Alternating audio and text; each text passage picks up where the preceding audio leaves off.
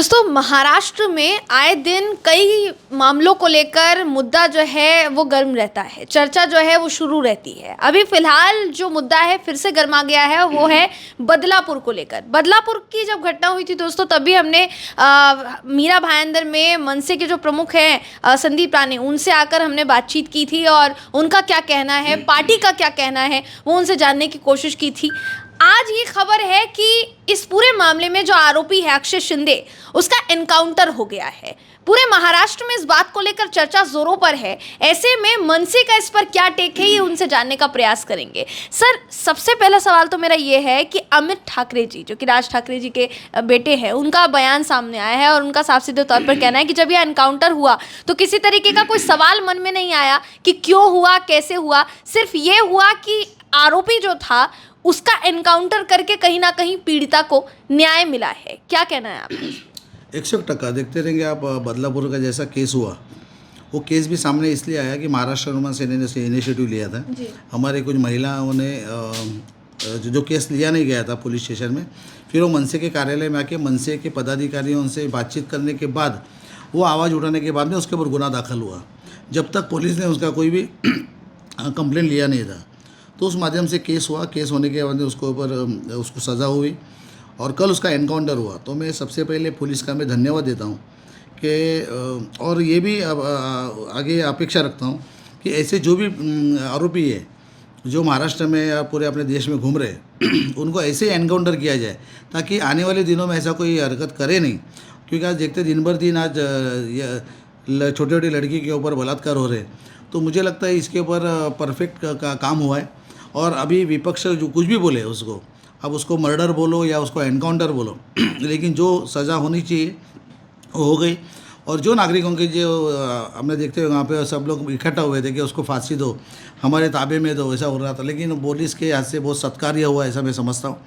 और आने वाले दिनों में पुलिस ऐसी जो पीड़ित है उनको एक श्रद्धांजलि का काम करेंगे, और जो भी आरोपी है उनको ऐसी सज़ा होनी चाहिए, हमारी मांग है। और अमित साहब ने जो बोला वो सही बात है।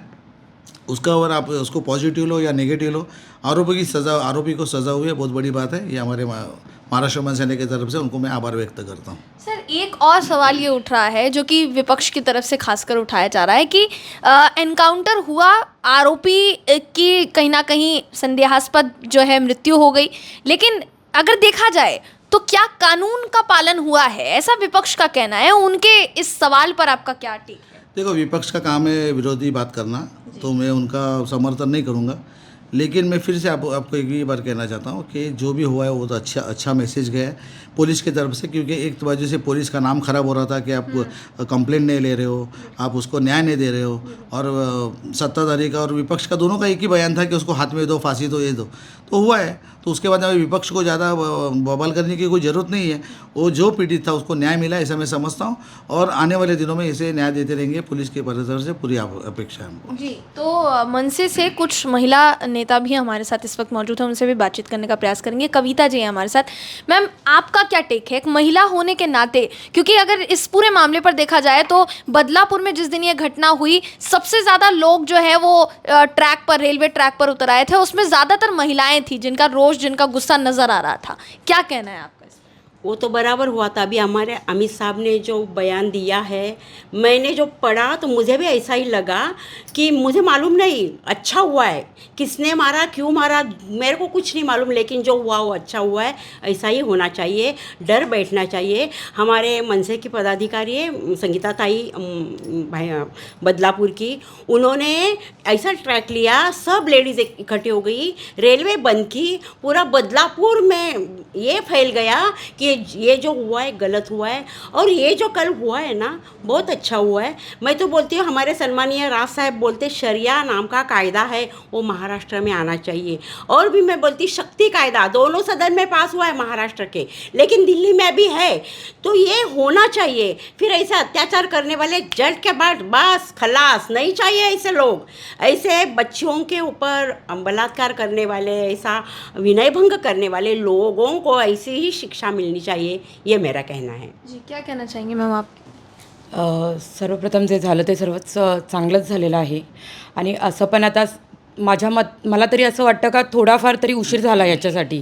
ज्या दिवशी आरोपीला पकडला त्याच दिवशी त्याचा एन्काउंटर करायला पाहिजे होता.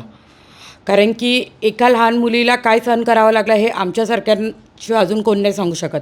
आणि तुम्ही जे सांगता का तिथे खूप जास्त महिला होत्या, कारण की आता महिला सुरक्षित नाही आहेत कुठेतरी. त्याच्यासाठी ते शक्ती कायदा, राजसाहेबांनी जसा जो कायदा सांगितला आहे शरिया कायदा, ते सुद्धा कुठेतरी लागू करावे. जे दिल्लीमध्ये अजून दिल्लीतनं जे पास होणार आहेत ते लवकरात लवकर त्याच्यावरती सुद्धा अंमलबजावणी झाली पाहिजे असं वाटतंय. जी सर, क्या आपको ये लगता है कि इस पूरे मामले में शुरुआत में कहीं ना कहीं देरी हुई जिसकी वजह से अभी ये जो पूरा मामला यहाँ तक पहुँच गया है? क्योंकि अगर देखा जाए तो बदलापुर मामले को बहुत समय हुआ, अगस्त में ये घटना जो है पूरी घटी और अभी सितंबर का लास्ट होने को आया है कहीं ना कहीं, फिर अब जाकर मामला सामने आता है कि एनकाउंटर जो है वो हो गया है. तो क्या प्रशासन को भी ऐसे मामलों में सख्ती बरतनी चाहिए? 100% जब स्टार्टिंग में जब कंप्लेनेंट गए थे तो उनकी कुछ सुनवाई नहीं हुई, उनको कुछ डिले किया गया. तो मुझे लगता है ये पुलिस को भी अलर्ट रहना चाहिए. ऐसे केसेस जो उसको एक प्रॉपर तरीके से हैंडल करना चाहिए, उसको प्रॉपर काउंसलिंग होना चाहिए. रात को 2-2 बजे तक 3-3 बजे तक अगर आप कोई भी पीड़ित को कंप्लेंट सुन के नहीं लेते रहेंगे तो दुर्भाग्य की बात है. तो मैं ये अपने जो महाराष्ट्र के सीएम साहब है, गृह मंत्री है, इनको मैं यही कहना चाहता हूँ कि अपने जो भी प्रशासन है, पुलिस प्रशासन है, जो अथॉरिटी है, उनको आप अथॉरिटी दीजिए कि ऐसे जो केसेस है उसको प्रायोरिटी पे लेके उसको कुछ ना कुछ उसका हल निकाला जाए. ताकि अगर मनसे के पास नहीं आते तो शायद ये मामला अलग तरीके से जाता था. लेकिन मनसे में आने के बाद में आप देखते हैं कि मनसे के जो पदाधिकारी ने अलर्टनेस दिखाया उसके हिसाब से ये सामने आया. ऐसा तो मैं महिलाओं को, हमारे महाराष्ट्र नमन सेना के पदाधिकारियों को भी धन्यवाद देता हूँ कि ऐसा कुछ भी कार्य हुआ तो महाराष्ट्र नमन सेना सबसे आगे रहती है. तो उनका भी मैं सन्माननीय राज साहब का मार्गदर्शन से हम लोग काम कर रहे हैं. तो मुझे लगता है अलर्टनेस प्रशासन को लाना चाहिए और ऐसे जो पीड़ित है उनको जल्द से जल्द न्याय मिले इसका भी भावना व्यक्त करना चाहिए. मीरा भाईंदर में क्या इसको लेकर जागरूकता फैलनी चाहिए? क्योंकि अगर देखा जाए तो मीरा भाईंदर में भी बीते दिनों कई इस तरीके के मामले जो हैं वो देखने को मिले हैं. तो मीरा भाईंदर के प्रशासन से या फिर यहाँ की जनता से आपकी क्या अपील है? यही हमारी मांग है. हमने सीपी साहब को भी लेटर दिया है. कविता ताई के मार्गदर्शन से, नीता ताई के मार्गदर्शन से हमने एक प्रशासन को भी लेटर दिया है यहाँ का, और हमने हर एक पुलिस स्टेशन में इनका निवेदन दिया है.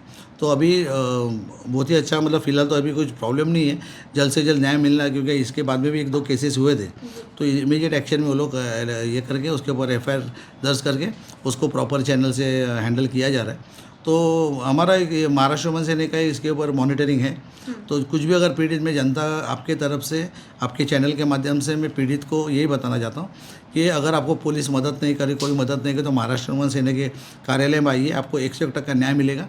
और आवाज़ उठाने का काम करेंगे, जो भी प्रशासन है उसको अलर्ट करने का काम भी महाराष्ट्र नमन सेना करेंगे. आपके माध्यम से कहना चाहता हूँ. जी, तो ये थे हमारे साथ संदीप राणे जी, कविता जी और नीता जी. सीधे तौर पर ये कहते हुए नजर आए कि इस पूरे मामले पर जो कुछ भी हुआ है कहीं ना कहीं वो समर्थन जो है उन्होंने जताया है और उनका ये कहना है कि बहुत पहले हो जाना चाहिए था, जिसमें काफ़ी ज़्यादा देरी हुई.